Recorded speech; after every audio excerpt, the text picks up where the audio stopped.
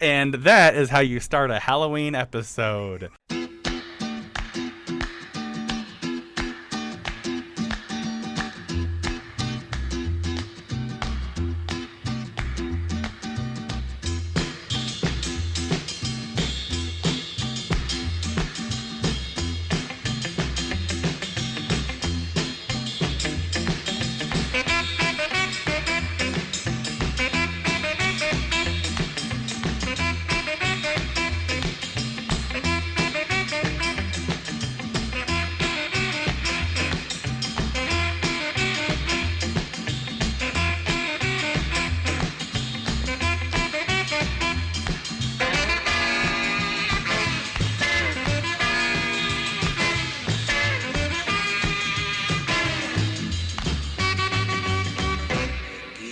Okay, well, I'm just gonna start the machines. You boys have fun. Start your engines, and I'm going to look because this is going to be an interesting podcast because in the background, while this is while we are talking in the background, I am going to be doing the art for this episode. Okay. And I need to find a piece of thing in my YouTube history, or not my YouTube history, my Google history. Okay. Vern Tooley is the last man on Earth who searches for pornography on YouTube. No, I don't. He's the last man who still enjoys wildly blurry hentai and videos of women getting stuck under beds. Do you remember in the early days of YouTube where the thumbnail, you could not pick your thumbnail? You could not pick your thumbnail. It was the middle image. Yes, thank you. Okay, you do remember this. Yes, I remember this trend due to the crushing disappointment it always left me with. So, so early for the listeners who might have been born after the old days. Okay, Vern, what trend were we cryptically discussing? So in the early days of YouTube, now it's like taken for granted that you can upload a video that's an hour long. Now it's taken for granted that you can create a custom thumbnail. In the earliest days of YouTube, the thumbnail was automatically generated by what was in the middle of the video. And there's two things that I remember from this time. One being me being like in the heat of my like Beatles addiction, being so stoked that YouTube was now like a resource because like I could find all this like Beatles content that I had never seen. I could see like them performing Shay. I could see all this other stuff. Is where I saw the original cut of like Let It Be. Oh, that's back awesome. and this was like before like copyright detectives were on everything, and so like oh god, this is back when you could watch like this is where like you could watch any like show really if it was in like three, like broken into three yes, because there is a 10 to 15 minute long time limit. Like I watched the entirety of the original theatrical cut of Beatles Let It Be, but it was across like 10 parts. But I remember like there being this video and it was like Ringo Starr like on the Johnny Carson show, but the thumbnail was of like Marlon Brando because Ringo Starr was talking about Marlon Brando and they showed a picture of it, but it happened to be in the middle of the video. And so like in the descriptions like Ringo Starr live on the Tonight Show with Johnny Carson. The reason the thumbnail is a picture of Marlon Brando is because that's when they. But I also remember,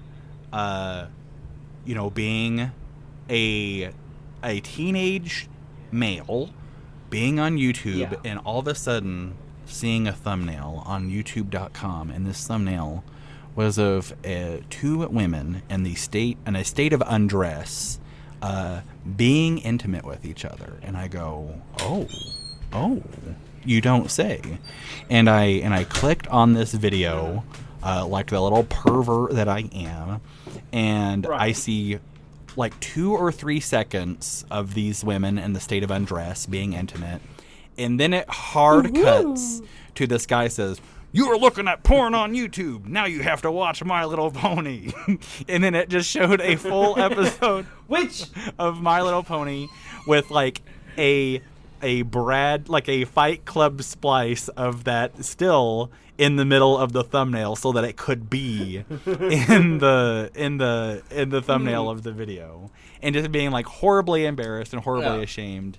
And now, oh yeah, because you had to watch My Little Pony. Yes, of course I couldn't click out of it. It just it was immediately. Right. But now, now you see it all the time where you'll be following someone on YouTube and they'll upload a new video and you'll watch the new video, but then like a week and a half later, the thumbnail will be completely different, and you'll be like, "Did I see this or not?" But it's like that YouTuber's way of tricking the algorithm to keep like boosting the video, and it will be a video that's like it'll be a video that's like an hour and a half long that they don't need to have that that arbitrary time. There's a fascinating instance of that with Mr. the Beast. Now, Mr. the Beast did a whole stunt. I refuse to call anything what he does anything besides a stunt. A stunt. It's all a stunt. He did a stunt where he bought like cochlear implants for like 1,000 deaf kids. And the graphics for that video changed like 3 times. And in the first instance, it's of it's a picture of like him with his like dead shark eyes standing next to like a baby who's like here with like a face like he's hearing for the first time. If you told me Mr. Beast was like a Raggedy Andy who like a witch, cursed, I would be like 100%, absolutely. Right. But the second image is like the same thing, but there's more visual like background noise. They change it from like a vague background to like a hospital. A lot of the kids like wrinkles have been like airbrushed out. Like the baby's face is like weirdly smooth.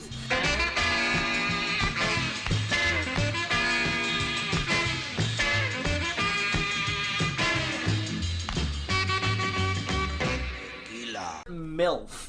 Like sunburnt MILF, okay. Like prone. She was a prone woman. My God.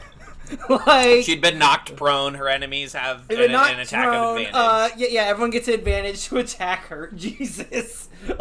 No, but she has like a metallic green bikini, but she is like turned to the camera and making this like I'm sorry, she's making a soy face. She's making like mouth open, like lips kind of puckered into like an open O. Like as in like the oh yeah kind of expression. Yeah. I can only assume something is happening in the back half, but we don't get to see it because dadgummit, I got tricked into watching Rainbow Sprite again. And fool me forth. Shame on you. Now, okay, this is a real life question, and I hate that I'm asking this real life question. Don't. Where do you guys get your porn? No, I can't find it. I can't. I get it everywhere.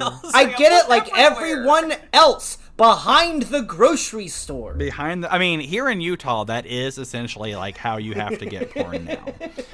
You have to walk out into the woods and hope to find some old magazines. Find a box that's buried. No, what you need to do is you need to find a porn prospector, someone who can like get a Y-shaped stick to douse pornography. There's porn in them hellers, I'll tell you. Fucking Tom Waits, Buster Scruggs, Mr. Pocket. He's looking for like Mr. Pocket Pussy.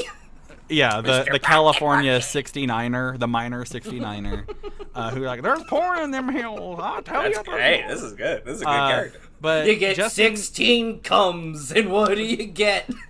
Justin, you just told this story about the sunburnt MILF. Yeah. That when you clicked on it, it showed you like. I think you said Rainbow Sparkle. I said Rainbow Sprite. Okay, Rainbow Sparkle. That was my dummy show. Okay, and I don't know if this audio got lost. I don't know if Kevin still has access to this audio, but one of the 14 times we tried starting this recording, I told a story about when back in the early days of YouTube. back when the thumbnails, when you could not auto-generate your thumbnails, whenever YouTube did it for you, there was a thumbnail of a video on YouTube, and the thumbnail was two women in a state of undress being intimate with each other. Yeah. And because this was like 2007, 2006, and I was like a younger person, I foolishly clicked on this video, and there was 2 or 3 seconds of these women being intimate, and then a hard cut to a guy saying, "You got busted looking at porn on YouTube. Now you have to watch My Little Pony." And then like the rest of the video was just like My Little Pony, with the exception of like with the exception of like a Fight Club splice of that like just of that image of the two women, so they could have that for the thumbnail. And this is a question I hate that I'm asking, but now in today's climate, if you find out that there's an adult male who watches My Little Pony, like, they are trouble. You need to get away from that person. Speaking as a like recovering brony. A brony in recovery. I agree. There's like, here's the thing. If the brony movement was nothing more than just no, because it tried to be a movement. You know, you're right. It did, and it had no right to be. Be like, if it was just, hey, a bunch of these adult men just kind of enjoy this quite funny, fairly charming kids show, like they've been doing since like 1985. That it would have been fine, but no, they had to make it important. They had to say, like, can you believe we men, we strapping lumberjack men, as they're just dusting the Funyun crumbs off their shirts. We strapping lads as they're like buckling in their knee braces to go to the bathroom. Like, can you believe we like a show for little girls? And in a healthy society, in a righteous society, we would not be impressed by that. In a righteous society, we would put them to death. No. It shouldn't be interesting. Because I watched it and the problem is they tried to make it important and that it matters. When, I'm sorry, no, you like toys. You like things for kids. You're not engaging with I guarantee you, not a single one of these fucking guys then went on to like things for adult women. They never moved on from like saying, okay, I like this thing for girls. Okay, but what about things for women? Yeah, they never evolved to like Steel Magnolias. No, they Steel Magnolias or Greta Gerwig or I watched Fried Green Tomatoes. You got a problem with that? Yeah, I watched. I read the book too. You got a fucking problem with that, bro? No, these guys. You got a problem that I love First Wives Club? You got a fucking problem with it? You got a fucking problem with this? These guys went on to. These guys went into two groups. Either they just kind of stayed on the track, got bored of My Little Pony, and are now currently insisting that Bluey has like actually some pretty good stuff for adults, and it's actually just about this cartoon dog being a good dad who listens. When the show is for 5-year-old kids. Justin, they're just fascists. Yes, you are describing an epidemic in contemporary society. Babyfication. Well, the babyfication thing, but I'm talking more specifically about the thing where you can't just do something. That something has to be important. You can't. Yes. I'm talking about like calling everything self-care. Like a genuinely meaningful critique that turned into marketing. Well, that goes back to what was his name, Eddie Bernays, Freud's nephew, who worked. But he makes a great pasta sauce. Well, no. What he did, he used to work for the U.S. government in what everyone called propaganda, and then he started applying his uncle's theories to this like new like this new post-industrial marketplace. Like this is when, now that like industrialism had like spread so much that now we could just sell stuff. Like you didn't have to sell necessities anymore. People, like, goods could be made cheaply enough, and people had enough money that they could buy just stuff. They could buy toasters, or they could buy like vibrators, or they could buy or they could buy a new hat, and they just could because they had the money and the manufacturer was cheap enough. And so he tried to apply Freudian theory to marketing. And his most famous move, his most famous flourish, was selling cigarettes to women by paying a bunch of women to roll up on a suffragette march and light up their torches for freedom. Oh, that's good. Well, yeah, and partly because they thought that suffragettes wanted a penis of their own. Again, Freudian theory. So a cigarette was like a good way to like give them a sort of phallic symbol. And so he tried by tying cigarettes to allowing women to vote. He helped set this precedent that what you consume reflects you as a person. Your consumption reflects your personal values and ethics. And we see this a lot with people refusing to engage with particular pieces of media because they might be thorny or they might require a little bit of dissection. Yeah. Because they have taken watching a TV show to be like a virtuous act. You can't just like Ted Lasso, the funny soccer show. It has to be like the solution to all life's problems, and it happens to be like streaming for $4.99 a month on Apple TV Plus, right? Yeah. Right. Martin Scorsese's critique about Marvel movies is wrong because he signed the Roman Polanski petition. Like, yes, and all your faves signed the Polanski petition. Oh, yeah, everyone. It was 10 years ago. I don't know. Move on. I don't like it, but like we gotta move on from the Polanski petition, and it's listen. I have many deeply felt thoughts about Martin Scorsese. I have watched literally 30 of his movies, and like he is concerned with, if there is one unifying idea to his entire work, it is that he wants to put you into the brain of his protagonist.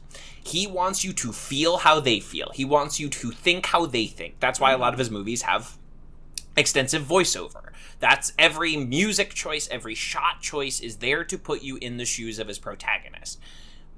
At the same time, he is frequently making movies about undesirable bad people who are doing bad things and have evil worldviews, and those two things are existing at the same time, and people conflate those two things to be the idea that somehow Martin Scorsese thinks like Travis Bickle is good, which obviously he doesn't. No, because he's a grown-ass man who Yes, he has an implied morality where he assumes the audience already knows that killing people is bad. He assumes you already know that. So he doesn't have to, like, hold your hand and be like, when Raging Bull beat his wife, that was bad. It was like, yeah, the audience already knows it's bad. It's bad that Wolf of Wall Street makes selling things look cool. It's bad, and you should exactly. And this, and this is just the emblem of this, like, we can't just do something, everything has to have a name, is this new trend where people talk about beige flags. Are y'all familiar with beige flags? Where it's just character traits. Kevin, it's literally the human condition. Beige flags are just base humanity. It is the fact that we are not just cookie cutter human beings squeezed out of a mold. We have nuance. We have complexities. We aren't just fucking numbers. We aren't just images you see on your screen. I have a beating heart. I have pumping lungs. I am a goddamn flesh and blood person. And God forbid you act like I am. God forbid anybody treat that there are are real people on the other sides of their screens. The beige flag thing is just like people. The beige flag is people peeking out of the platonic cave and seeing a real bird for the first time, and they freak the fuck out. They don't. No, because it is them just being surprised that like people are people. Like, sometimes I put salt on my food. Sometimes he doesn't. I guess that's a beige flag. God forbid you pay attention. God forbid you pay attention to your partner. God forbid you pay attention to anybody in the world outside of you. Because we are more than puppets on your cave wall. We are human beings. Justin, wow, that's one of the funniest things you've ever done. Wow, So funny. Like, I don't know that like the rest of this episode cannot live up to that. That Grab was it. There was a moment where I was like, Kevin, today. Sorry, was guys, the what first... happened? I blacked out for like 5 minutes. There was a moment there where I was like, Kevin, I've seen, today was the first, just before this podcast we started recording, I saw beige flag for the term beige flag for the third time, and that was whenever I realized it was a thing, and like, I was like, I should share this, and then like, Justin did, and I was like, nope, let him cook. If I'm wrong, That was Justin's like Mr. Hyde persona that just like suddenly came out. He took his potion. If I'm overreacting, please tell me. No. I think you're onto something, you were because right. I think you were like right. I think it's a. I do think it's part of like why I have some hope for humanity, is that like I do kind of think and wonder and hope that we're approaching like a new renaissance where we do remember that there are people attached to the like usernames that we see on the internet. Yeah. And we do start to like realize like, oh, like people are complex, and people are not content, and people like are dynamic, and they do change, and like I do hope that that we reach this point where we realize like, oh wow, this person said a lot of problematic things in the year 2013 or leading up to the year 2013, but then they stopped. We had a hard time finding problematic tweets after the year 2013. Maybe that's because like they learned that like there was an error to their ways. Yeah. You know what I mean? Like, they don't make these kinds of videos anymore because they realized they were hurting a lot of people when they made them.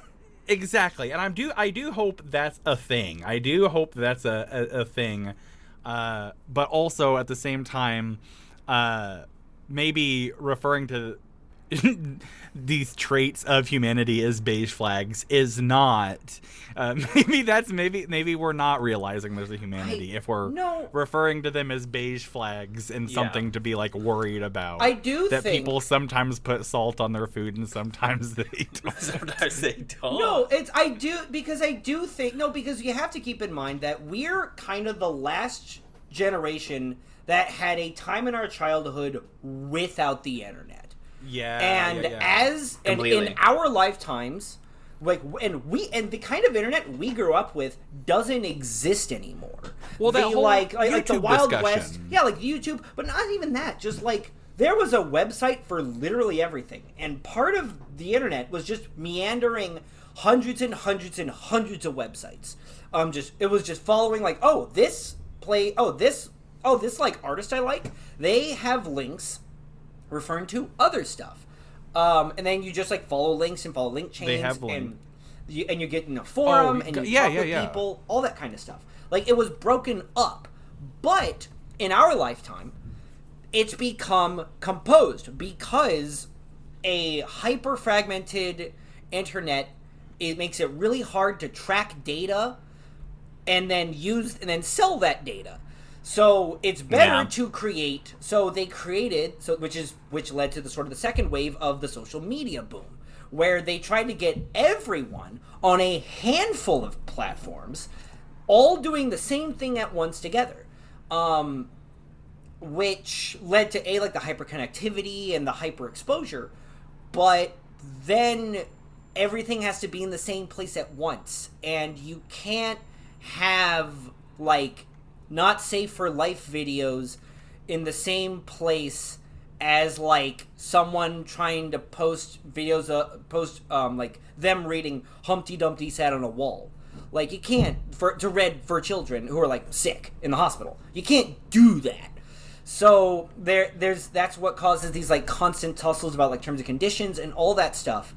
And I do feel like we're kind of being driven crazy because we're all being forced to be in the same space together, and we're all and again, but kind of the irony is this is no one's making any of us do this. We can just log off. That is absolutely within our thing. But they make these platforms to be so brain addicting that you can't. Like, your body will not let you.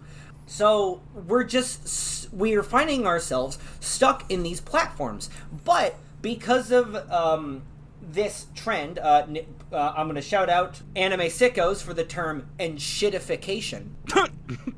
Just because the way American society is built, if it is not making money, we are cutting costs and costs and costs and costs and costs until it is a skeleton and then maybe a skull and some ribs. So everything is just getting worse. Everything is benefiting the consumer or the user less and less and less in order to benefit the owners more and more and more. Which again, if you want to see this in practice of like how that dynamic doesn't work, look at what's happening with Twitter, where a guy owns it and everything he's being done is for his benefit at the expense of literally everyone else. But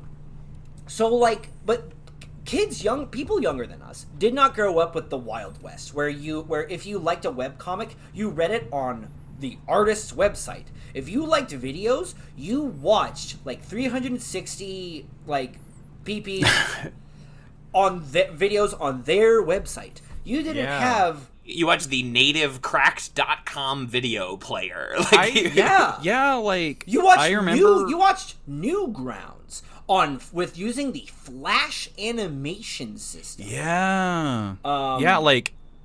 When you played games, it was and Flash doesn't exist anymore. That whole it got shut down. Now you can't play games where like George W. Bush like shoots Osama bin Laden in the head anymore. You can't play the game where George Bush boxes Osama bin Laden anymore.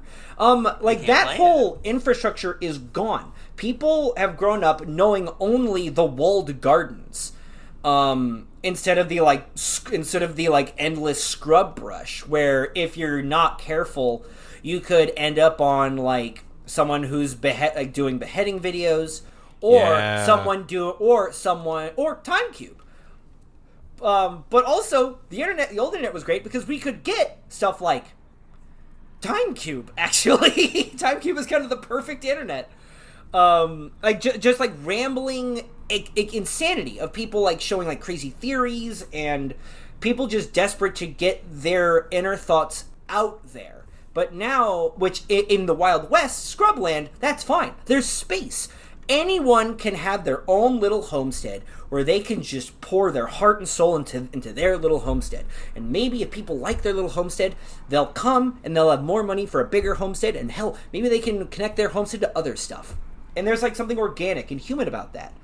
These walled gardens were only existed to make money. So, which is fundamentally anti-human. So people are just kind of stuck in these spaces and they don't feel like they can leave. They can only feel like they can know each other. And there's this over familiarity because we're all just stuck into each other. And that I do feel like there is a kind of psychological digital claustrophobia we're feeling, where we feel like it's too many minds compressed into too small a digital space. When, again, we should be spread out and we should be spread out. So people are like harping on stuff. People are just bumping into each other, sniping at their lessers, and trying to make themselves feel better. And making yourself and determining that you're better than someone else is one of the, if not the, best way to get dopamine in your brain.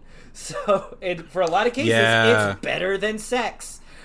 So, like, that's because the walled gardens are designed to over pump like your hormones and make your brain want to be there all the time. It just fuels rage and it fuels alienation. That's the point. That's literally what this is all for. Like, social networks making people antisocial is part of the programming. But as if you wanted the experience of seeing a weird guy, you would have to go to the theater and watch something like Pee-wee's Big Adventure. Yes. Did you guys see me fucking land that plane? Did you guys beat me to the fucking transition. I was right there. Thank you. You beat me to it. I landed Bird, the plane, thank baby. you for getting me off that track. Oh my gosh! You know what? We had some birds in the engines, but we landed the plane. Oh. We're all here. Someone's going to have to wear glasses for the rest of their lives because, like, the jet fuel that was in the water that they were swimming in, like, ruined their eyes a little bit. But we have landed the plane. Call him fucking Chester Tooley Tulenberger. Like, my God. Landed that plane on the fucking Hudson. Yes, welcome back to Movies for Babies, your very spooktacular October episode where we talk about the scariest things you can imagine. The internet. The internet. The internet. And I am one of your hosts, TV's Kevin Lanigan. Welcome back to the show. With me, as always, my co-hosts. Co-ghosts. Co-ghosts. Damn, fuck. Shit. Fuck, goddammit. Justin Gulmarov and Vern Booley. Oh, I was like, Ghoulie is right there. I don't know how he's gonna I landed that plane, baby. He did Call it. me Kevin Lanny Lanenberger. We're landing planes this episode, folks. We're landing planes. Yeah, I'm TV's Coffin Lana Ghost, and we're back at it, baby. It's been a while. We've not had an episode in earnest since our Turtles episode back in August. Of course, the audience ate up our Faux Boys episode, but it's good to be back in the chairs. It's good to be back on the mics with you boys. We shot a comedy special 1 month ago, but as we were talking about, it feels like 2 years ago. Yeah. I don't understand. It's been a thing where, like, last year I had, despite me trying, I had, like, nothing going on last year. I was trying so hard to, like, have something going on. And this year I've had the opposite problem. And one of my common refrains this year has been like, man, I wish these last 2 years that I've had felt like 2 years instead of like 4 years. Just, it's been super busy. But yeah, just like a month ago, we were all in the same space with each other. But it does feel like, and I feel like me, like, hey guys, what if we watch Pee-wee's Big, like, that does feel like that was like 2 years ago.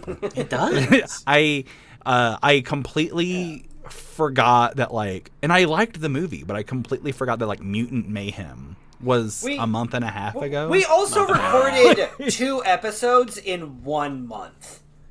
Yeah, we were kind of stacking them up. We were back to backing them up because Barbie was coming. We were on there, and so like the Turtles episode technically could have come out in September. To keep like a monthly schedule. So we've had the same number of episodes, but the time has been strange and malformed. But it's good to be here to talk about a little film about a little man. Truly a little film. It feels big, but it's a tiny little movie. It's tight.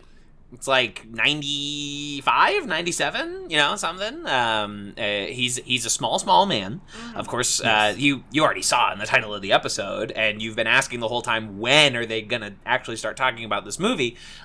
Pee-wee's Big Adventure, the first film by Tim Burton, the first film starring Pee Wee Herman. Was this Paul Rubin's first movie? His first film, Tim Burton's first like full length live action film. Yeah, first feature. He'd done Frankenweenie, famously. And from what I understand, he has a very good live action Hansel and Gretel adaptation. That was like kind of lost. It was broadcast once and never shown again. Or they hunt witches. Yeah, with Jeremy Renner. The film Hansel with Jeremy Renner, yeah. Remember when they? I'm sorry. We'll talk about Pee-wee. Remember when they turned Hansel and Gretel into like bitchin' badass action heroes in like a very expensive major movie? I never saw the Oz Perkins Hansel and Gretel. I always wanted to, but it just never happened. Maybe it's spooky season. Maybe it's gonna happen. Was that one? Was that one like Gretel and Hansel? Gretel and Hansel, yeah. The those idiots, they got it backwards. They got it all those backwards. Fucking dummies. I think too, like there's been so much Hansel and Gretel content, for lack of a better word, that like you got to do something. You got to do something to make your, and so like saying Gretel and Hansel, like that's here's something. Or what if they hunted witches? That's something. What if they had a freaking sweet crossbow? What if it was frickin'? Hey, Lois, look at my frickin'. Anyway. Moving on. Yes, so, Vern, this was your film. This was my film, your pick. yeah. Why don't you, I don't know, tell us a little bit, why this film? What is your relationship with this film? My relationship with it, so... as I said, and this is something that we'll talk about in 3 movies, probably. I was going back and forth between this and one other movie, and then a very sad day. Paul Rubens passed away, and then I thought, like, let's honor the guy the only way I know how, which is talking about his stuff. And the idea to talk about Pee-wee's Big Adventure was born. I guess there's something that I've been realizing this spooky season, and that is how big of an impact Tim Burton had on not just on me, but on several. And I think that, like, for the longest time, kind of piggybacking off of what our friend Justin was talking about earlier, for the longest time, there was only small windows into, like, weird guys. No, I agree. And for the longest time, Tim Burton was the guy going around giving you those little tiny glimpses into weird guys. Yeah. And so, what if Frankenstein was a weird guy? What if Frankenstein was a weird guy? But like a future Movies for Babies at some point, I'm sure. I fucking loved that '89 Batman movie. I used to watch that '89 Batman. Like, literally, there was a time in my life where I was watching '89 Batman like every day. I loved Beetlejuice, a movie that pulls off like tricks that only movies can do, like.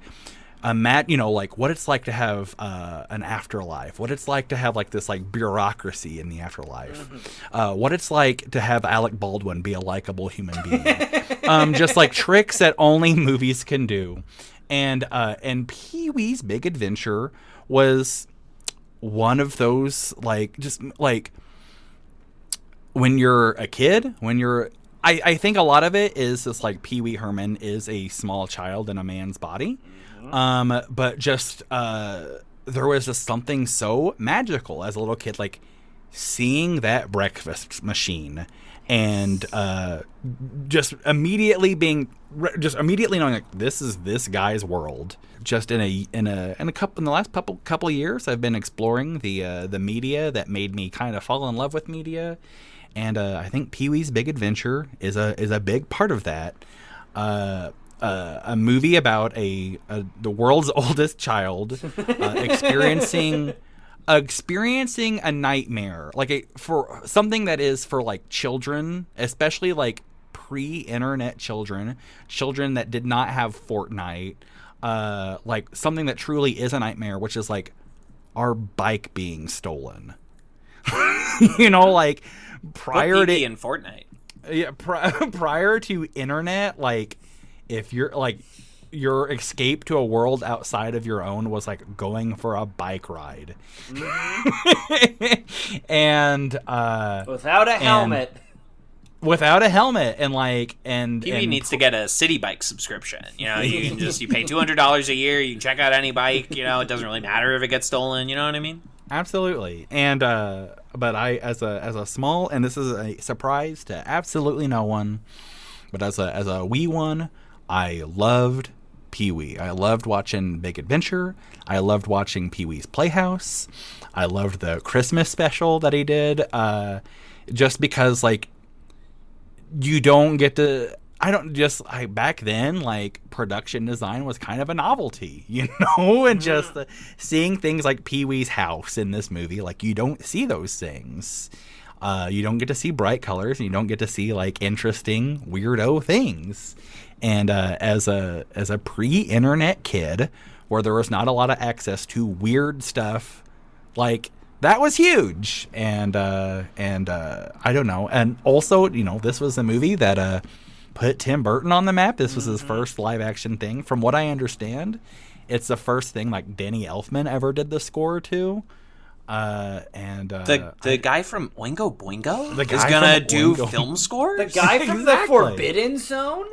The guy who did Dead Man's Party is gonna do. I don't see it, but okay. I don't see it. That's a big ask. That's a big ask. But I was a big Pee Wee Herman kid, and I loved this movie. And it was kind of nice to just revisit a world where, like, the biggest nightmare that a human could experience is, like, their bike being stolen. Like, something that feels so quaint now. I was a big Pee Wee Herman kid. Were you folks? What's your relationship with Pee Wee? Justin, you want to whip out your Pee Wee? Of course I was a massive Pee Wee Herman kid. I watched, like, rewatching this movie was such an interesting experience for me because I used to watch this movie all the time. Like, this was a regular rental on, like, on VHS and, like, DVD up, like, for a long time. But the last time I saw this movie when I was like 12 or 13. So rewatching was such an interesting experience because I realized I know this movie phonetically.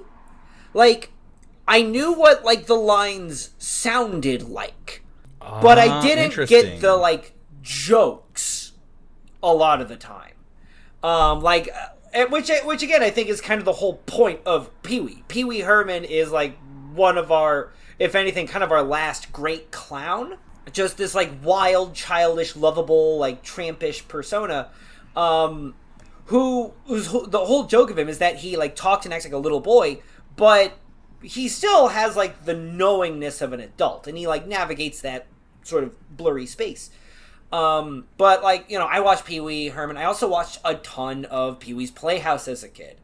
Yeah, dude. And one of the things, like, imprinted on my brain was seeing this, like, warning. Like, the episode would often have, like, a cooking segment of, like, where Pee Wee shows the kids how to, like, make French toast or some shit. And this episode's thing was about sun tea, where apparently it used to be normal to just fill a jar with water and tea bags and put it in a window. And weird. the sun yeah. and the sun would warm the water and steep the tea. Mm-hmm. And the episode on the DVD came with a warning that, hey, putting tap water with an open jar in the window for hours and hours, if you forget about it, maybe a day or two, is a great way to grow bacteria. So don't do this, kids. Yeah, you were making algae tea. Algae tea. I love making salmonella tea. Yeah, I love making some nice pond scum tea. Really goes nice, especially as the weather gets colder, you know? Amazing. Well, that's I'm very thrilled and happy for your boys. I will say I did not know who Pee Wee Herman was for the first 2/3 of my life. You're not a friend of Herman. I grew up without cable or internet, so there are a lot of things that are simply foreign to me. People love to talk about Nickelodeon cartoons, and I must simply smile and nod, for I know nothing of that world.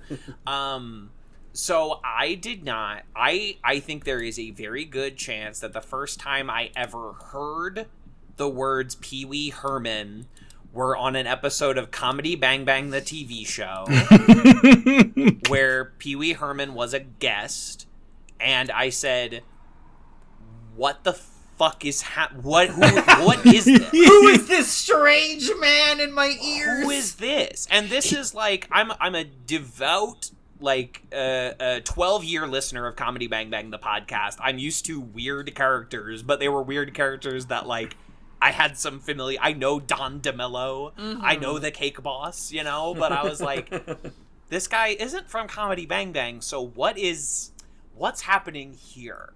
And I had never, as a kid, I did not watch a lot of Tim Burton. The ones that I saw, I didn't really resonate with, so I was never, like, compelled to dive further into his filmography to, like, look up his early works.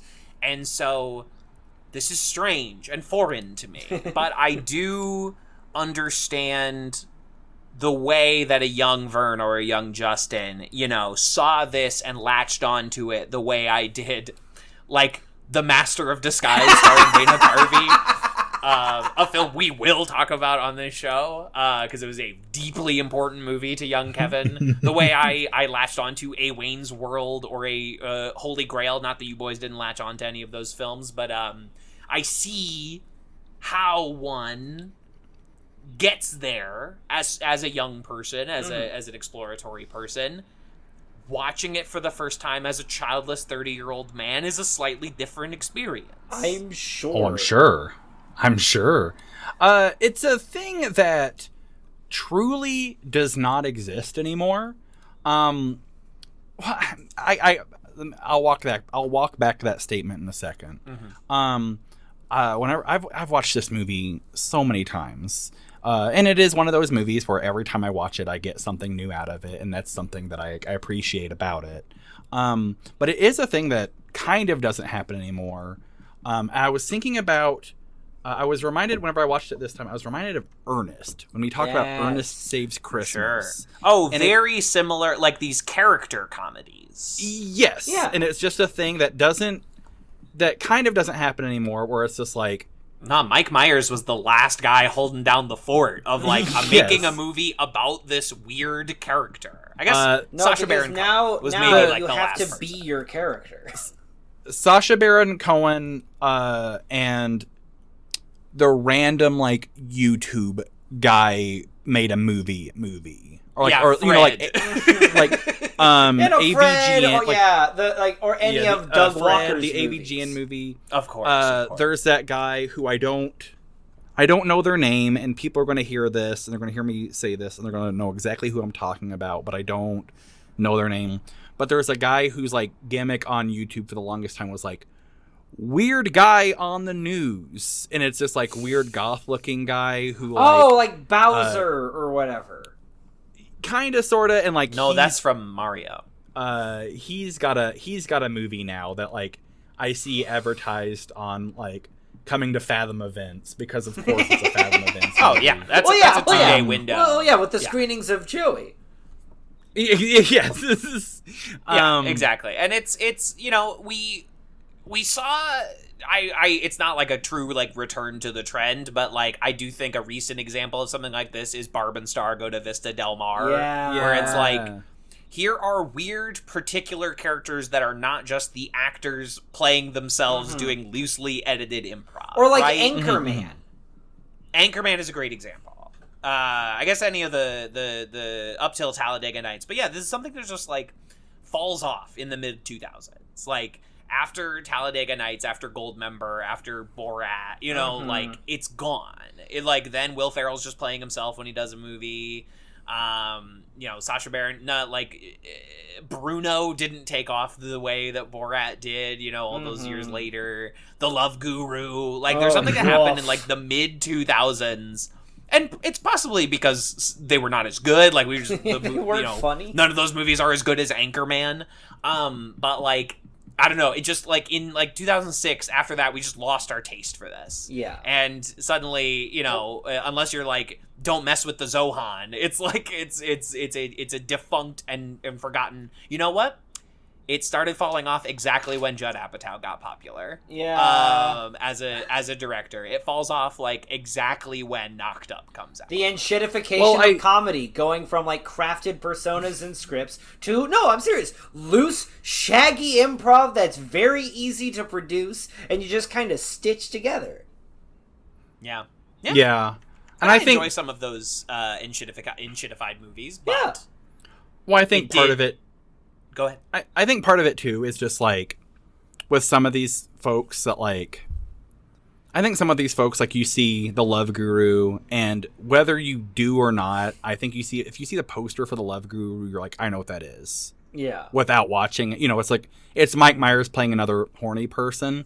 I think. All right, is Mike going to be horny or racist in this one? Exactly. I think Bruno is an interesting thing because Bruno is I'm a stupid man. Ladies, everyone listening, I'm a stupid person, so I apologize if I say this incorrectly. And hopefully you can like sift through my words and pick up what I'm saying and understand what I'm saying. But like, Bruno is a hard movie to watch because with racism, like with Borat and like racism, people are just like stupid. But with like Bruno, like people have homophobia, like where they are afraid of gay people. And I think that like Bruno is just like uncomfortable in a different way that like Borat is. Cause you see Borat and you're like, these people are stupid. Like you have to be just an insanely stupid, like misguided, incorrect person to think that like Jewish people turn into cockroaches. You know what I mean? But like there is a fear, homophobia. There's a fear that, and so like Bruno is just like a thing where it's just like uncomfortable in a different way than like Borat is. And I just think that this, with a lot of these like character movies, whether it's accurate or not, there's just a lot of folks that like see the poster and they're like, I get it, before, even if they've not seen the thing. And I think maybe that's a reason why like these kind of movies don't exist. But also I think too that like comedies are very hard to make your money back on, because like comedy is so subjective, and so like just like things that we find funny here in America, like there's things that we find in parts of America that aren't found funny in other parts of America. Like you show Cletus the slack-jawed yokel like a New Yorker cartoon and he doesn't get it. And with comedies, it's especially like difficult because like you have to dub a comedy. Mm-hmm. You know what I mean? And like there's this like cultural things that like don't play, in other, and so like I'm sure, I'm positive without looking anything up, I'm sure like India wasn't too crazy about Mike Myers and the Love Guru. I'm sure they weren't super crazy about that. Sure. Nor was America, to be fully fair. But no, I completely get what you're saying. Right. When the world box office opens up for like the first time, really, as like where a film is in theory going to make the majority of its money, it's much easier to translate Superman punching into any nation's vernacular than it is to like, okay, so he's based on like 60s British spies, but not really James Bond. He's kind of more based on Flint. You know what I mean? Like it's just it's the same cultural cachet. Like Wayne Campbell, a suburban rock burnout, like is not a universal caricature that like is going to go from country to country to country in the same way that like Batman is. And so all of those things, along with the Judd Apatow thing, it just all kind of slurries together to where the kind of movie that we're talking about here functionally just becomes extinct. Yep. Well, I think too, just like I would say though, watching Pee-wee as a kid and falling in love with that character, if you explained to me, I had no point of reference for what he was making fun of. Because I didn't. The thing with Pee-wee is that he's not really making fun of anything. Like you can't quantify the game of Pee-wee. No, he is. From what I understand, like, he's based on, like, kids show hosts that they would like those like Howdy Doody, or like Bozo the Clown, or like Captain Kangaroo. Like, he's based on a very specific archetype of TV that had gone pretty much extinct by the time I was a kid. Like the hyper local regional, like, come on, boys and girls. Like, he was being the kind of person that Krusty the Clown was trying to make fun of. Like, no, I'm serious. But maybe... No, I understand what you're saying, but maybe that's true on Pee-wee's Playhouse, the TV show. Mm-hmm. Pee-wee's Big Adventure is not riffing on that in any substantive way. No. It's riffing Bicycle Thieves, but yes, of course, yeah. It's an Italian neorealism spoof. But like, the show came after Big Adventure, which was based on, which is inspired by his live shows, which, if you watch, are very Cat and Kangaroo kind of thing. Right. The character starts out, it's a what I like to call a Triumph the Insult comic dog situation, where Pee-wee was just one of a series of random characters that were debuted in a Groundlings sketch show.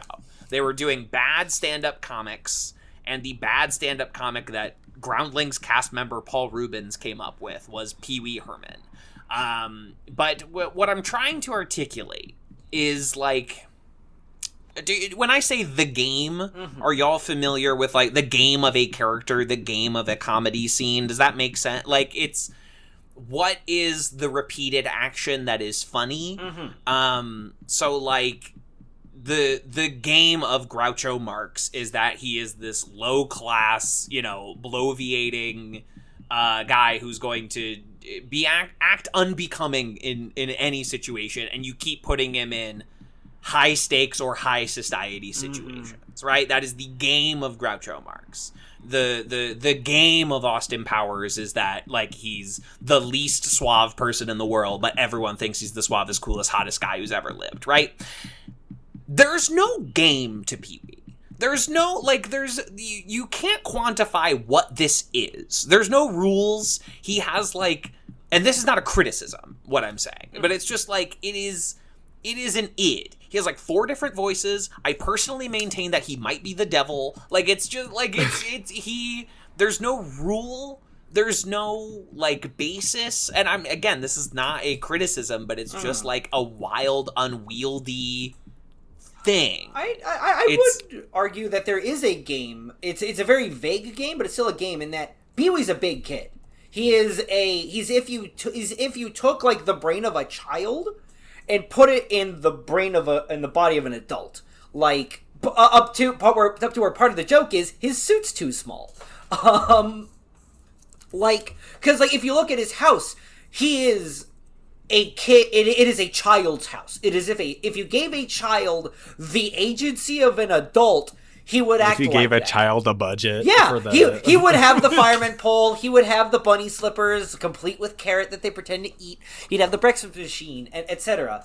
Like, he acts cool around girls. He doesn't like girls, but he, like, he doesn't have a sexuality. He's not a sexually active person, but he kind of likes girls and feels that it's good and likes that it's good to engage with women.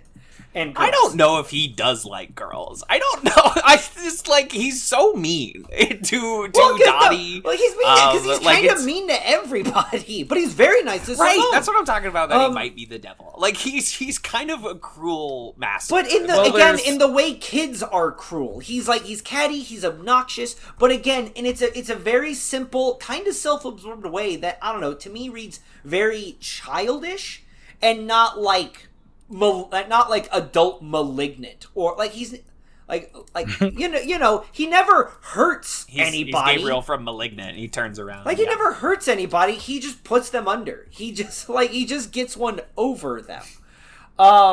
His solutions are always very silly and, like, but also very simple. He's not a complicated. Pee-wee Herman is not a complicated man.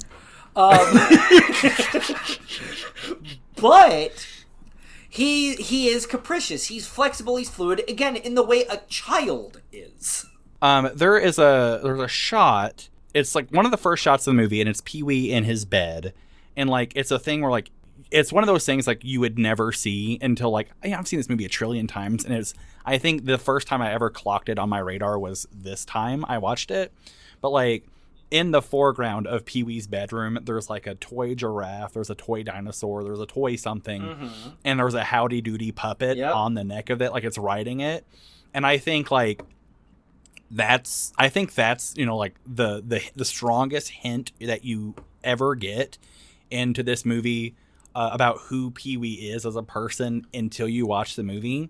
But I think a thing with Pee-wee is this kind of you either get it or you don't. And I'm not saying like folks don't, you know, that's not a dismissal of anybody, but like my wife, who is, as we've talked about on the podcast, a normal human being, like a regular person.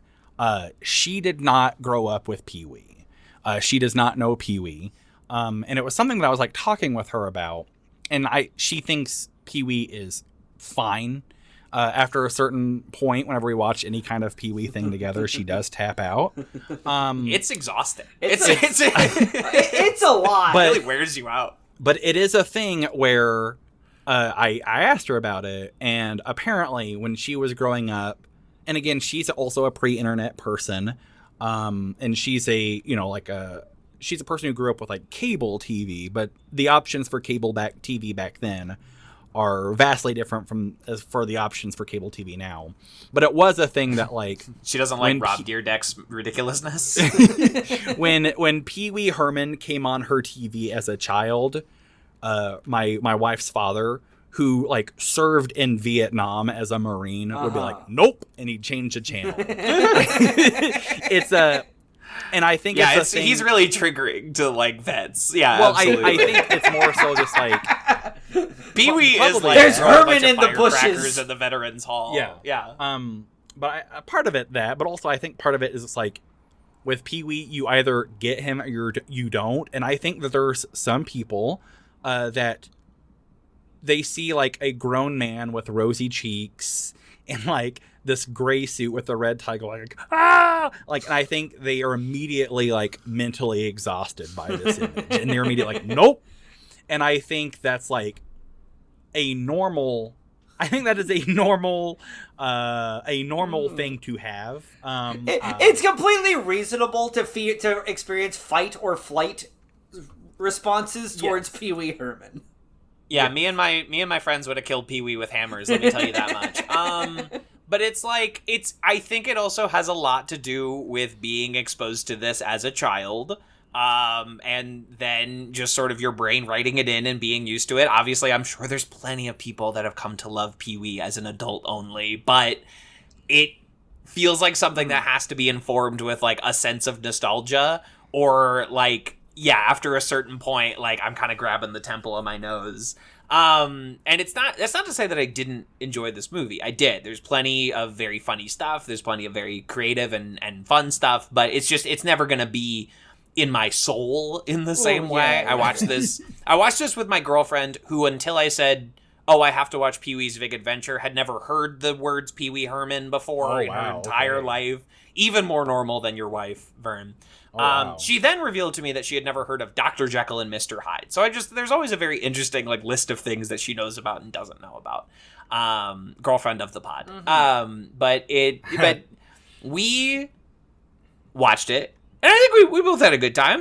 We laughed at, there was some funny jokes. She liked the dinosaur that Pee-wee and Simone sit in. You know what got me is when Pee-wee wakes up at the rodeo and he says, "I remember the Alamo," and all the Texas guys go, How do I know that is a great Texas? joke. And he leans out the window of the phone booth and just goes and just sings this like deep in the heart of stars Texas. at night are big and bright. Yeah. Yeah, that's funny. Those are funny comedy jokes, and I'm 100% support them. I like the murderer guy who cut the mattress tag off. You know, that was cutting edge humor in 1985. Mickey. Yeah. 1985, same year as Back to the Future. Big year for complicated breakfast machines. Yeah. I don't know what was in the news. Like, everyone wanted a complex breakfast machine, but like, should be noted, happened at the same time. I don't know what happened there. Yeah. Anyway, sorry. Oh, don't apologize. It's a thing where, like, as I said, like, it's like me hearing that, like, Kevin was like squeezing his nose watching this movie. I'm like, that tracks. Like, I get that. I do think it's a thing that, like, you either get it or you don't. But also, just like, Pee-wee started as like a Groundlings character, and not trying to I don't know how to put this. Like, he's a little bit more highbrow of a concept than like an Ernest is, than like a Mr. Bean is. One of my favorite videos on YouTube is it's this video where they're showing like people from a remote part of like India, I think, like Mr. Bean clips, and people who like don't have a lot of experience with like television, watching Mr. Bean clips, and they're just like, what the fuck is this? And it's very funny just like seeing, you know, there's folks that like don't know what this is, but they immediately understand who Mr. Bean is, and folks that like don't know what this is, and like just like there's a cement block that's like in the foundation of the road in their brains that like makes it so like Mr. Bean cannot permeate. There's a thing, like, my wife has this where just like there's a certain threshold of logic that like once a piece of media crosses, like, she cannot enjoy it. Yeah, I definitely have the bean blockers. Maybe it's that Nicole and I are like born on the same day, but I'm like, I get it.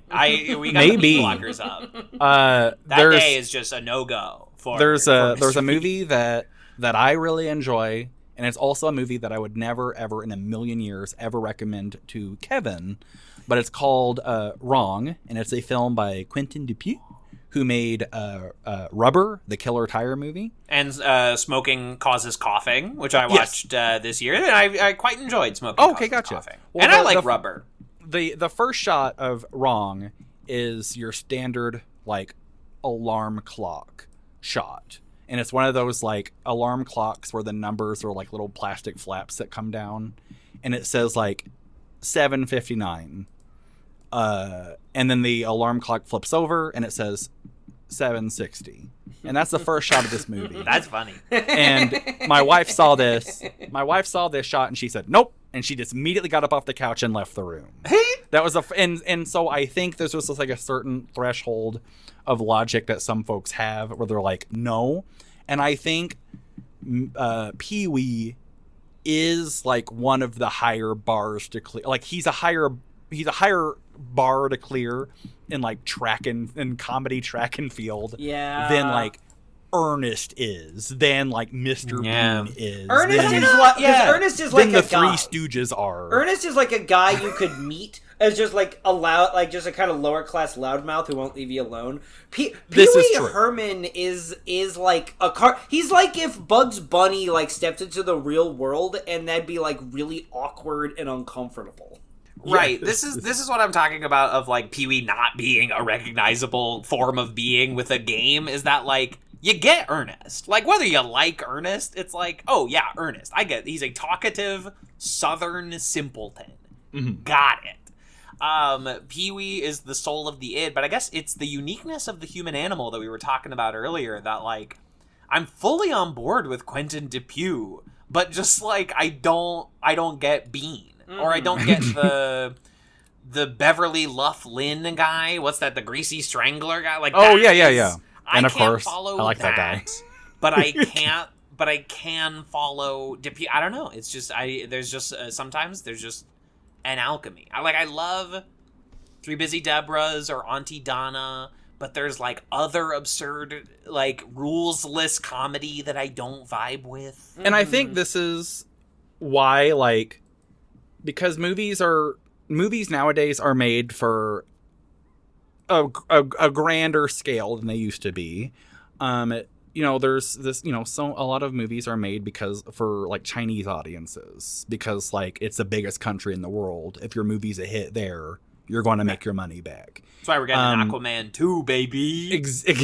And only I think country in the just, world like, that got it, baby. The last and so Aquaman. just like, and I just think that like this is why comedies, not character comedies, but like comedies in general, like really aren't made anymore. Just because like there's people who are born and raised here in America who have that strain of like 50s television in them somewhere that see Pee-wee and they're like, what the fuck is this?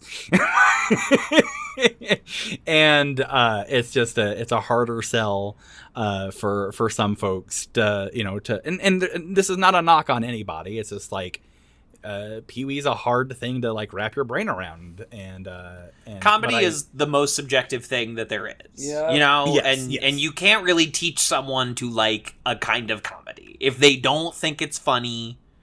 That's not going to change except with like the passage of time, where your brain ship of Theseuses and you have a different brain later, right? It's like that's just how it is. The only hope that you have for something like that happening is, again, my wife, a normal person. This is how she is with I Think You Should Leave.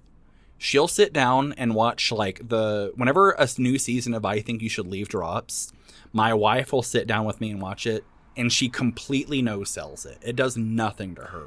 And I'm like cackling, right? And it does nothing to my wife. But then what happens with my wife is lines from the show will get repeated. It'll become a meme because every season of I Think You Should Leave has at least like 2 or 3 like big memes that come from it. Absolutely. And it's 5 hot dogs, etc. Yes, and I think what happens with my wife is that like eventually like she hears it so much that it breaks her brain, and so then like so she doesn't like I Think You Should Leave whenever it drops. But 6 months after it drops, a year after it drops, she thinks it's hysterical. And it's just like because the continual like damage that it does to her brain through like cultural osmosis. Just taking a big chisel and just like hacking away at your she's wife's slowly brain. waterboarded with I Think You Should Leave, or she's like, yep, I'll tell you anything. I think it's funny. And I think like, maybe it's a thing where if Kevin over the course of the next 6 months, because of this episode, gets more Pee-wee in his algorithm where he's eventually like, I get it. Okay, I get it now. And then he enjoys it. But it's just, comedy is, as you said, it's like so subjective. And Pee-wee is such like a high bar to clear. And it's such a weird, like, I really think that like that breakfast machine is like the first test. You know what I mean? Like, if you see that breakfast machine and you're like, "Oh, this is cool," the breakfast machine attached to the circus music, I think that is your kind of like your Pee-wee 101. Like, if your brain latches onto that and you're like mesmerized by that, like I was as a kid, like Justin was as a kid, then you're in. You got this. But I think the farther away from like childhood you see Pee-wee, the harder it is for your brain to like when you're the more calcified you're. Not saying that Kevin is a closed-minded person, but like your brain just like gets more like calcified as you grow older, and like things don't do the same thing for you as they did as a child. Well, yeah, that's also called growing up. Kids don't need the rules of fictional universes to be explained. No. Any child can sit down, watch one episode of Pokemon with no further like inference and go, I get it. And there's this mistake that people making kids cartoons make where they think that like in a Transformers cartoon you need a couple of human children running around for the kids to relate to. Yeah. No. The kids want the big trucks because they don't need an envoy character. Transformers makes a primal sense to a child. Yu-Gi-Oh just makes sense to a child's brain. Say no more. The cards do whatever. Yeah. You know, it just you can be any child, sit them down in front of a random episode of Pokemon, and they're like, I got it. I get it. No, you don't gotta fucking stop and explain this to me. I fucking got it. And adult brains, just because of all their damn synapses, you know, sometimes just like take a little. I got too many wrinkles in this thing. I got too many wrinkles. I'm sorry. I got too much electricity jumping from point to point inside my mind. I just need a little bit more. I need something to grab onto. And it's not that I didn't like Pee-wee. This was not a torturous experience by any means. I think it's a fun, well-made movie. If I had a kid and they wanted to watch this movie 1,000 times, way worse shit that they could be into. This is easy. This is easy watching, as big as Pee-wee can be. It's like, it still has like lots of nice little moments. It still has a very fun, love a Hollywood backlot chase. Mm-hmm. If you want to give me a Hollywood backlot chase at any point, I'm 100% there. You know who I really liked was this Francis character. I thought Francis was funny. That does track with when what he's I know in the about my big friend bathtub, like with all of his big boy toys, and then his dad comes in and he's like, the biggest businessman in the world, but he's like, Francis, I don't know if I should believe you. That's funny. We should hang out more with Francis. This like perfectly smooth man with, like, who hires a greaser to buy a bike, to steal a bike, and then just doesn't want it anymore. Francis, the only other big credit, and the other big movie that you would recognize him being, he's the guy that shouts, "It's Enrico Palazzo" in the first Naked Gun movie. I don't know how he didn't become. I don't know how Francis didn't become a bigger deal. And then fucking blow up. It also does like make it kind. It's just one of those. It kind of makes sense that that Pee-wee's rival would be like a spoiled 1950s rich kid. That's also an adult man who is like just as who is just as childish as he is. Yes. Real big. This is gonna mean nothing to a lot of folks, but big. Porky from Earthbound energy. On Francis. Just a big spoiled brat. Just a big spoiled brat with a big bathtub where he plays he's got like an odd job as like a manservant. Yes. Yeah, it's really good. I really like him. I can't believe that the SpongeBob movie would just wholesale rip off the biker bar scene from Pee-wee's Big Adventure. It's kind of like unbelievable the degree to which they just did it again. But you know what? Him going up and doing like a nonsense. I like the lack of rules to his nonsense tequila dance at the biker bar. Like, there's no internal justification for why that would be appealing to the bikers. They just like it. That's funny. That they think that's good. Yeah. And that's funny. I like at the end when he's got all the snacks and he's going, they're watching the movie. Mm-hmm. I love he ruins the one line he gets in the movie about him. Where he's dumped over and he won't stop looking in the camera. Yeah, that's good. That's funny. I like the fake Pee-wee movie they make with like James Brolin and that attractive blonde woman. Morgan Fairchild, there you go. And that's good. And again, give me as many Hollywood studio backlot chase scenes as you care to give me. Of course the all-time classic version of this in Blazing Saddles, but this is another good one. This is a lot more propulsive than the one in Blazing Saddles. Mm-hmm. Because they're actually interested in like producing an action sequence, which Mel Brooks cannot be fucked to do. He's gonna plant that camera down, and you're gonna do some jokes, and that's gonna work. And you know what? It does.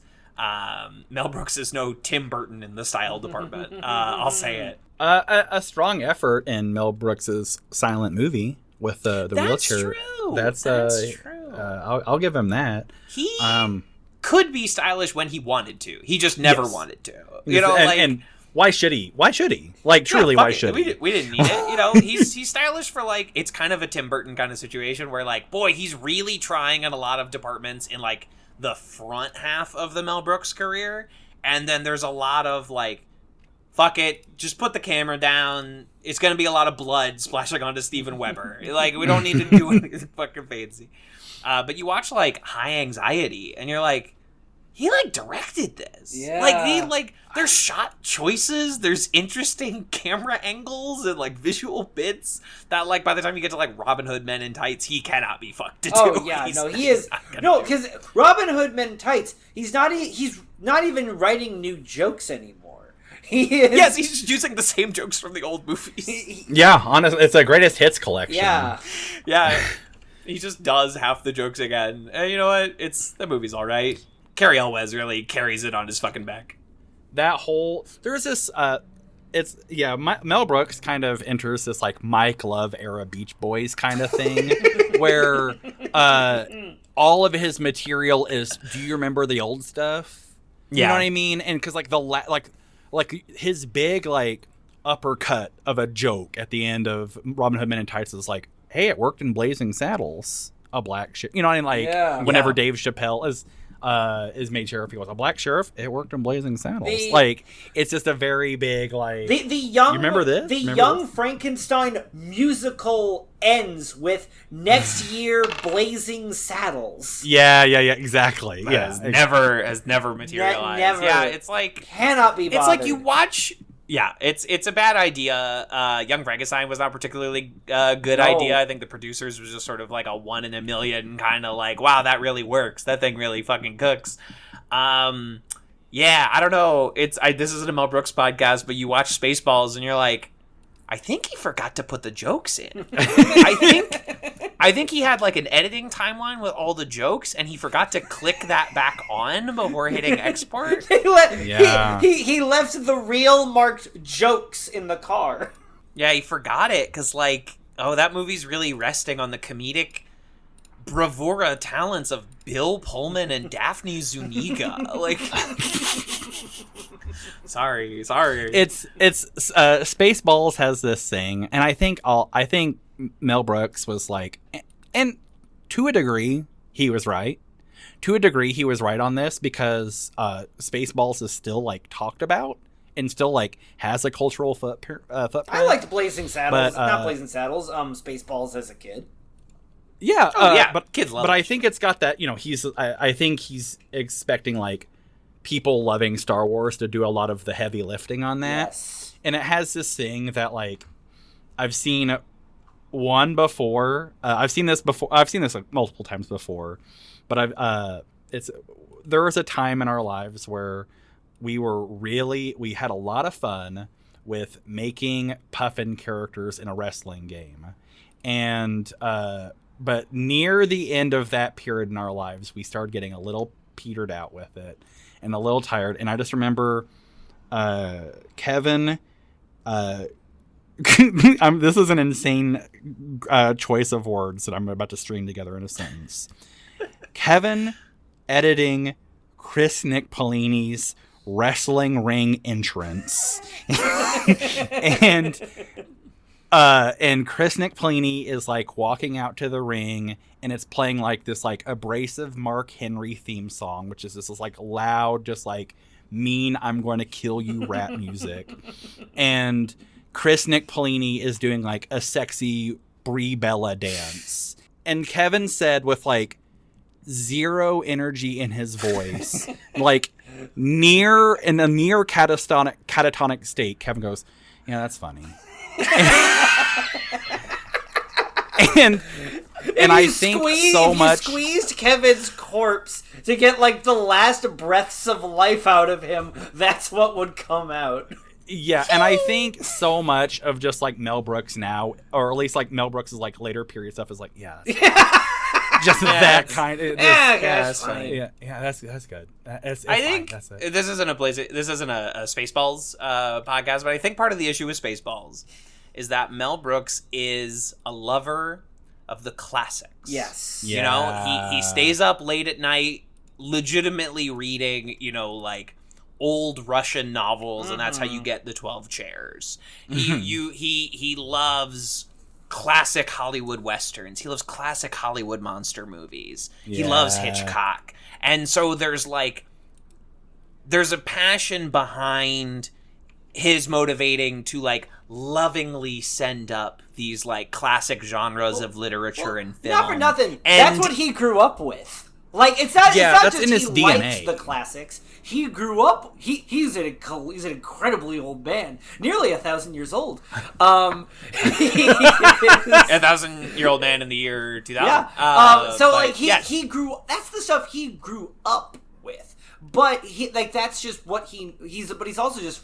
His comedic stylings are what we understand as the classics, because the guy cut his teeth writing for Sid Caesar. Like he built what we he was part of building what we understand as like classic Hollywood comedy. Yes, and you know, Star Wars doesn't even come out until High Anxiety. Like it's the same year as like High Anxiety, so he does not have a sort of reverence for that genre or like his Alien parody, you know, in Spaceballs of just like, you know, hey, what a guy pops out of the stomach, goes, "Hello, my baby, hello, my honey." His point of reference is Michigan J. Frog. Is Michigan J. Frog. Exactly. And it's like, oh, that's the inspired part of it, right? Like in Spaceballs, which is like best experienced as like a YouTube video called like Spaceballs all Rick Moranis scenes, you know, like it's he does not care about so much of that, but like the scenes in that movie that are on the evil guy spaceship, and it's just like old-fashioned shtick. Like Rick Moranis and the guy who plays the asshole captain, and when Mel Brooks himself shows up, and I'm like, now this is comedy. Yeah. Now we're telling jokes here, as opposed to like John Candy, God love him, who like is just not given fucking anything to do, so he has to say lines like "I'm half man, half dog. I'm my own best friend," and try and sell that like it's a joke, and try and sell it like there's a punchline there. Or Joan Rivers has nothing in that movie. Oh my god. Yeah, she doesn't even get a she doesn't get a joke. She doesn't get to comb the desert, you know. She has and it's like I hate I'm sorry, I hate, but like I kind of find Joan Rivers insufferable. Like I just kind of like it's a real Pee Wee Herman, like you get it or you don't. Exactly. And like where she just goes on the red carpet and bullies people. Yes. It was not until that like there's a YouTube video about a video that only I would ever be interested in, but it's like a hour-long video about the rivalry between Joan Rivers and Johnny Carson that like made me good. Like it made me appreciate Joan Rivers more. But like so much of that shtick is like it's Joan Rivers as a robot. Like that's the joke, right? Like you know, and it's just like I need something to sink my teeth into a little bit more than it's a Joan Rivers robot. But right, like yogurt, you know, when Mel Brooks is dressed up like a gold Yoda and is hucking Spaceballs merch, I'm like, well, that's a joke. Like, that's fun, and you're right. Like I never thought of it until now, but like so much of that movie is Mel Brooks trying to like bend Star Wars into a form that he recognizes by having like Michigan J. Frog bust out of the chest, by having the science fiction, the Pizza the Hut, the Joan Rivers robot. Like it's so much like him just like trying to make heads or tails of it, and it's like in reality, she's like a Mel Brooks princess. Yeah, like Mel Brooks should have been doing like a spoof of like Flash Gordon serials. Yes, he would have been like much that's happier. what he should have been. Yes, doing. But like he should have played. He should have played like Ming the it'd be like Mong the Merciful. Yeah, it's just like Star Wars would pay the bills, and did for him. Like Mel Brooks is doing fine because of Spaceballs. It's easily his most financially successful movie. He's doing fine, but a lot of it is him trying to like. Just as some people, like, I would be the worst person in the world to direct a Marvel movie just because, like, I have no appreciation for them. I have no affinity for them. Yeah. For a lot of them. But it's, Mel Brooks saw that, like, there was an opening. He saw there was an opening, and he landed his spaceship in there. And I think that, like, landing the plane again, I think this is why, like, Pee-wee's Big Adventure does work because, like, if you're going to get someone to direct a movie about this like 50s man-child and like the scariest day of his life, the day his bicycle got stolen from him, you get someone who was born and raised on like 50s horror, who's like best friends with Vincent Price, and that's Tim Burton. Like you just and that's I think part of what I like so much about Pee-wee. Like as a child I was like, oh, funny movie, oh, fun movie.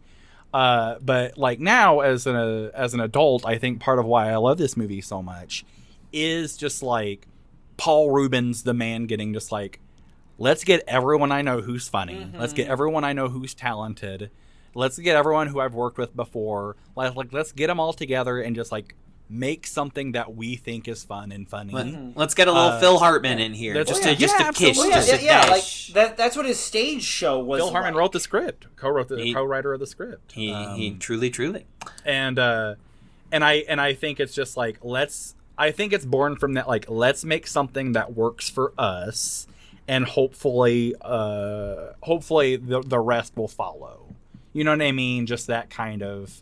Absolutely. That mentality. Yes, and I appreciate that kind of movie being made. There is a strong torch-carrying conviction to what this movie is. Yes. You know, it's like there is a vision. Now, not everyone's going to understand the vision, but like it's like you're watching a Quentin Dupieux movie. You're like, don't know what's wrong with this man, but like he is putting it up on the screen. Smoking causes coughing, like makes perfect sense into of itself, right? A movie doesn't have to make sense with our world. It only has to make sense within its own parameters. Yeah. And the parameters of this movie are set up. Everyone making it is on the same page. It's like Airplane or Naked Gun. It's not like Scary Movie 4 where David Zucker's trying to figure out what's funny about The Grudge. He doesn't care about The Grudge. He doesn't understand what's funny about The Grudge, but he understands what's funny about a guy cocking a shovel and a shotgun shell comes out. Like when Pee-wee leaves his house, he doesn't go grocery shopping. He doesn't go to like renew his license plates at the DMV. Like he buys toys. He goes to a magic shop. He goes to a place to work on his bike. He goes to like if the adverts in the back of like 1950s comic books had brick and mortar locations. Like that's where he goes. Like I'm surprised there's not a deleted scene where he goes to like an aquarium that only has sea monkeys. You know what I mean? Like it's just so much of this like world viewed through the prism of like what a kid in the 1950s is fascinated by. And a world that like the bikers in this movie like in real life they would the instant Pee-wee Herman walked into that bar, like, they would kill him. It would not take him, like, I'm trying to use the phone. Like, it would not take that for them to, like, brutally murder Pee-wee Herman. While calling him some 6-letter words. Yeah, exactly. But these are not real-life 1980s bikers. These are 1950s bikers in a 1980s movie. You know, like, in real life, there would be like 2 productions going on in the Warner Brothers backlot, and they definitely wouldn't be making a Godzilla movie. They wouldn't be making Beach Blanket Bingo, but they would like. But in the Pee-wee, they wouldn't have a backlot at all. Like they wouldn't have a Christmas movie where like Santa's dancing on the North Pole. Like this is the one thing that like doesn't fit is like the Twisted Sister music video. But that feels like Warner Brothers being like, we know we're going to lose money on this. Can you at least promote our Twisted Sister album? I don't know if it makes sense within the sequence. You know, I didn't question it for a second. In the same way, I don't question like where does Pee Wee get his money? Like you can't ask that question. Right. Pee Wee just has money. It's fine. It's like asking where does Bugs Bunny like get his mail. Where does Bugs Bunny get his big hammer from? This movie all exists in hammer space. Like, yes, this is not exactly. It's not real. You can't worry about it. You really just like should not worry about it. But one thing I would like to, it's because it's because Paul Rubens passed away, and that's so sad. Mm-hmm. There's been a lot of like Pee Wee stuff, and I recently watched the Red Letter Media guys with Macaulay Culkin talking about Pee Wee's Big Adventure, and there was one thing I was really because those guys are smart film goers, and I was really surprised they missed this. But they were talking about that sequence at the end of the movie where the pet shop is burning down, and Pee Wee saves all the animals, and they're like why do they have this sequence in there? And I was surprised it was lost on them. Like, this whole movie is about Pee Wee trying to recover his bicycle that got stolen from him, and Pee Wee being a total fucking dick about it. Like, Pee Wee being a dick to anyone who's not there to help him find his bike. Uh-huh. And then at the end of this movie, after he goes through this insane car chase, or through a studio backlot, he sees this pet shop burning down, and the first, he just abandons his bike on the sidewalk and goes in and saves these animals. He doesn't he doesn't attach 1,000 foot of chain link to his bicycle or anything like that. Like, he just abandons his bicycle to go. It's a thing where it's subtle. It's like if you blink and if you blink, you'll miss it. But like Pee Wee, I can't believe I'm saying this. Pee Wee does learn and grow from this experience. he realize saves the cat. Yeah. He realizes there's something, and the goldfish and the spiders. It's a incredibly long sequence, that pet shop sequence, but it does make me laugh how every time he goes back in, he frowns at the snakes. That's funny. It's funny to do it 6 times. You know what I mean? It's not funny to do it once. It's funny to do it 6 times. Mm-hmm, mm-hmm, mm-hmm. But I don't know. There's I think that's it's really cute, and just I don't know. There is something. It's just barely there, and it's just one of those things where I feel like it's kind of them well, we have to do this if we're making a real life movie. But there's something where Pee Wee saves the pet shop from all the animals in the pet shop. At the end of the movie, he does go on something of a bike ride with the voice of Tommy Pickles, E.G. Daily. There is just barely enough growing up that he does where there's an arc. But also they realize the bread and butter of the Pee Wee's Big Adventure movie is not a morality tale.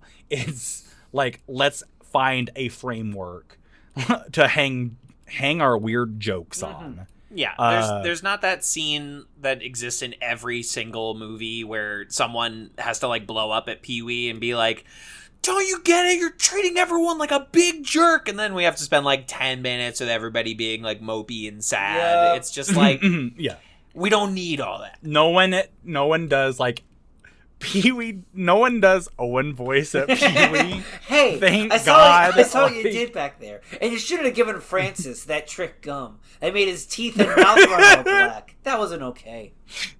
That it's just they realize we just need a framework to hang our jokes on. Let's go buy a copy of the book, The Screenplay, and learn how to write a movie we can have something to put our jokes on. So we can have a scene where Pee Wee smuggles a huge nail file in a foot-long hot dog. Yeah, exactly. Yeah, exactly. Exactly. We need something to bring all of our characters back. They're all at the drive-in. And and there, again, like there's something there. E.G. Daily says she keeps bringing up like we'll settle up at the drive-in, take me to the drive-in, and at the end of the movie, he takes her to a drive-in. It's at to the see damn his drive-in. movie, but he still takes her to him. I don't know, there's enough there to make it like a real movie, but also there's enough there to make it what it needs to be, which is just a framework to hang jokes on, starring our weird like improv character that we made up. And I love it. I would totally understand anyone who does not like it. I could understand anyone who'd be like, not for me. But I think it works as just like what I love movies to be, which is just a brief glimpse into a weirdo world that I'm not a part of. Yeah. And hyper realistic, like it makes sense in that world. No one questions it. No one questions how a place that only sells like shrunken heads and trick gum and rubber chickens like can stay in business. Yeah, don't worry about it. It doesn't matter. Like, Doesn't matter. This is the world of this movie. Well, they used to. And, They I used to just appreciate have joke I guess and that's magic true, yeah. shops. That's true. This is true. This is true. Kids didn't have Fortnite. You had yeah. to learn how to in- shuffle cards. The craziest thing you could do was wind up a little clockwork device and tuck it in your palm, and it would buzz whenever someone touched it. And that was the A lot of entertainment hours in the for day. What if there was a flower that made you wet? Yeah. Yeah. And like the early David Letterman appearances that Pee Wee Herman would do, like those early times where like Pee Wee Herman was on David Letterman, so much of those segments were just Pee Wee showing Dave Letterman like fun toys that he found. And like that's I how just he opens appreciate... his HBO special. Yeah. And I just like I appreciate like the filmmakers using, like, this is probably a problematic expression, but like using every part of the buffalo to like find a way to make this movie work. Yeah. Like, he likes showing off toys to David Letterman, so let's make his house this weird Rube Goldberg machine full of toys. Let's make it so, like, the first thing that he does when he goes out to work, like, whenever he goes out for business, is to go to a magic shop. Like, I don't know, it's just, I like them, and just, like, it's creative filmmaking in a way that doesn't exist. It's like, what do we got? Like, I don't know, I like it. But also totally understand anyone who'd be like, nope. Totally understand my father-in-law being like, nope. Just totally get it. Yeah, absolutely. Well, not to shunt us long, but any concluding thoughts? Kind of feels like we were kind of naturally wrapping up a little bit. I think this Pee-wee hired a guy with no live-action long-form film experience, and he's like, hey, direct my movie.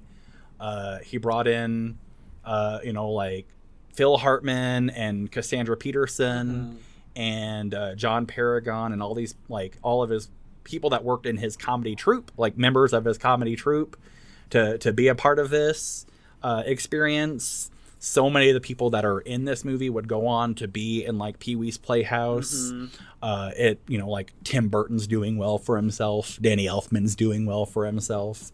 I think it's, the only thing I have to add is, like, Pee-wee made a movie with his talented friends, and he put them all in it. Wow. And it's a movie that, so many years later, like, we're still talking about. It's a cult classic. It put so many of these people on the map. And I think that's really cool. Amazing. Yeah. And that's part of why I chose this movie. That's good. And R.I. Pee-wee. And R.I. Pee-wee. Absolutely. Yes, it was an interesting movie. Good to finally see this one. Probably would be up there on my Tim Burton rankings. My only real concluding thought is if you look like Pee-wee in that scene where he dresses up like a lady, DM me. Can I say something without everybody getting mad? Can I say something crazy? If you're my girlfriend listening to this, I'm just kidding. Yeah. I'm just kidding, baby. I love you. I'm not DMing any Pee-wee women. Don't you worry about it, baby. So much. I love you, baby. I ain't DMing no Pee-wee girl. This is Justin Germeroth, a real person speaking. If you are a Hermina, a Hermanette, A hermit, yeah. a Hermanella, please DM me, please. I'm on bended knees here. Wait, come on. Now. Yeah. Justin, do you want to tell us what's coming up next on the old baby pod? Coming up next on Movies for Babies is an old institution, a titan of the local video store rental experience. I'm talking from Full Moon Entertainment Pet Shop. What is this movie? Pet Shop. I don't know. From this the movie people at who all. brought us Prehysteria and the Puppet Master series. Oh, I know Puppet Master, but I don't know Pet Shop. So Streaming on many free services with ads, it looks like. God bless Yep. Full Moon Entertainment. Take home a pet from another universe. oh my god, Sounds like my kind of picture. I am really enjoying this like strain of movies from our childhood on Movies for Babies. It is interesting Absolutely. to learn about my friends through things like Star Kid and Pet Shop. Well, the one I got in the tank for whenever my turn comes around, Who Buddy? It's gonna be a good time. All Oh right, my Pet gosh. Shop, Pet 1994. Shop. This will be exciting. Yeah. Amazing. I'm Can't wait to excited watch to this see on Tubi.com. A movie I saw well, exactly incredible. twice and remember every frame of it. Oh my goodness. Okay, gotcha. Not even gonna rewatch it. I Don't actually did it. rewatch it just to make sure it's worth like picking. Okay, Films there we go. directed by women. Finally covering another woman director. Let women direct Pet Shop. Yeah. Sick. Yeah, it's gonna be great. I'm looking forward to it. And if there's nothing else, got shine on you, Crazy Diamond. Shine on you, Crazy Diamond. R.I.P. We. Pee-wee. Don't go to the controversy section of Paul Rubin's Wikipedia page. You're not gonna like it. Pee-wee did not. Okay, Well, I don't one know. of them, he might have the second done thing. something wrong, but we don't. One of them he might have done something. We don't. I really think- One of them know, he might have and done- a lot of it's like tied up. We in don't context know. still. I But take also- a very strong "it's fine to jerk off in a porno movie theater" Yes. stance. I am less firm on section 2 of Paul Yeah, Rubin's the other Wikipedia one. controversy Yeah. section. Yeah, that I'll give you that. I don't want to say Pee-wee did nothing wrong, but I will say it's the fine to big jerk off in thing a that porno people theater. think about. But the big thing they think about, nothing happened. Yeah. Cool and good, I would dare say. It was a thing where like I remember like when I was first discovered Pee-wee as a little kid.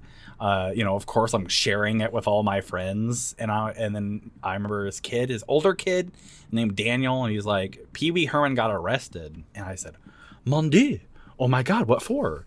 And they said he was playing with himself, and as a little kid, I was like, I play with myself all the time. twat. I had no idea. That's the first that's like a whole like. That's basically the whole beginning of the movie is him playing with himself.